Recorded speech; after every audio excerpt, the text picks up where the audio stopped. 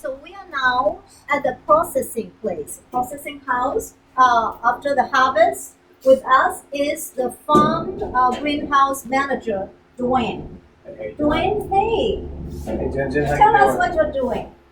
This morning we're getting ready for our Wednesday stand. Okay. Mondays we try to harvest as many roots and fruits as we can. So we're getting our beets, our turnips, our squash, our tomatoes, um, just all of our root vegetables out of the ground. They store really nicely. We bring them in here to rinse them up, triple rinse them, be GAP certified compliant, and move them into the fridge. So the first step is So the first bring step them is the in. harvesting, Mhm. and we have a nice little flow in our wash station. We harvest everything using our harvest bins. We stage it right here, and on when we're really early in the morning, it's good. It's great temperature. Right. But then if it kind of gets later, we take it here, we store it inside In the cooler. the cooler, just Okay. until we get hopefully a cool room at some point. But we stage it, and then someone will come in here and they'll start washing it. So over here, as we're going through the beets, we'll put them in You here. salt them. We will clean them up a little bit. Some of the leaves that aren't as pretty, we'll take some of those off, and we'll compost them. We'll give the leaves to the chickens. We'll make sure they're nice and healthy. Then we'll come through. We'll spray them off. Get all the macro soil off there. Take them over and put them in their first rinse. Nice clean water. Gets anything else off, all the little soil particles and everything else that have stayed on there after the spray. Kind of just get them over there, get them mixed. Sometimes we can let it sit for a little bit depending on how much we have and how much agitation we want to do. Then we get them again. Let most of the water drain off. We give it a third rinse.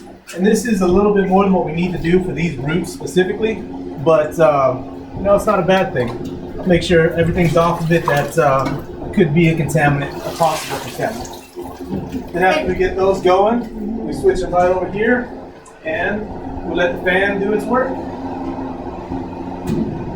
And after a while, we'll just carry that right there. And so everything you produce here is strictly 100% organic. Yes, everything is organic. We use the most minimal of sprays possible. Sometimes during the mid-season, we get aphids who come in, especially our kale has been an attractor for that. We'll use neem oil at that point, but neem oil is like the biggest thing we use. 100% natural. And we also use diatomaceous earth, again, all natural. You just sprinkle it on, that helps to deter the bugs as well. So. Now, the Vets on Farm as well as Spokane Public Library believe the importance of leading organic life. And this is, as consumers, this is your proof. This product has been organically certified by some little bugs out there. In this case, leaf miners. As consumers, when you see this, you know that it has not been sprayed. It's not been sprayed, exactly. Okay, so this is, if it's good, for some little bug, little flies out there, it's good enough for us. And we can right? still talk more into that. So this bunch right here is still a great bunch. It's very nutritionally dense. When the bugs go at it like that, they cause the plant a little stress. And the mechanism that the plant does is it says, I need to send out more antioxidants, more nutrients to deter the bugs. So that's its defensive protocol. So we actually get more nutrients out of a plant that's been a little bit stressed out by some bugs or other things.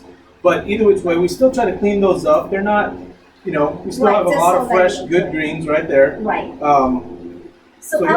I want to pick up on that. Did you just say that when you see things like that, the plant itself, the produce itself actually sends out signals to produce more antioxidants? Yes. So this is actually even better for you than the store-bought ones or the commercially grown ones that are sprayed by chemicals. Yes, and Yeah. on top of that, there's more to it completely. So the whole point, like I said, because I don't want to mislead, that is just stressing out your plant. If you can stress out your plant a little bit, that's a good thing. Those stress responses are those chemicals that we want, those phytochemicals that a plant produces. Right.